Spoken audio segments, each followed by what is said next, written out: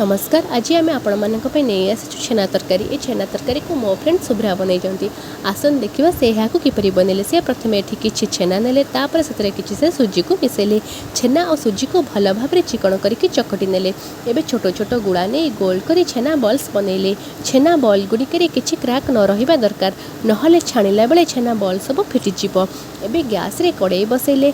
कड़ई भल भाव गरम होला परे तेल पकेले। तेल गरम होला परे छेना बॉल सब पकेले। छेना बॉल गुड़िक ब्राउन कलर होला परे ताकू छाणिकी टिश्यू पेपर रखिले।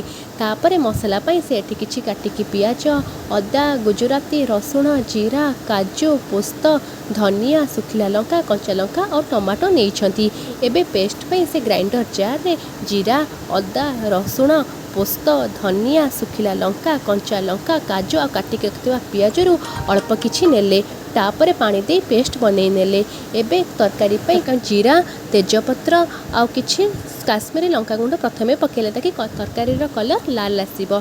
एबे से एथरे काटिकी रखिथिबा पियाज तक देले। पियाज टिके भल भाव में भाजी सारला परे से एथरे टमाटो को पकेले। तापरे टमाटो सफ्ट होला परे पेस्ट पकेले। पेस्ट को भल भाव में घांटी से एथरे लुण हलदी गुंड देले। तापरे मसला को भल भाव में कषि नेले। मसला कषिला परे से एथरे ग्रीन मटर को पकेले। तापरे छाणिकी रखिथिबा छेना बॉल सब पकई ताको भल भाव में गोळई नेले। एबे पानी दे ताको फुटिबा पई छाणी नेले।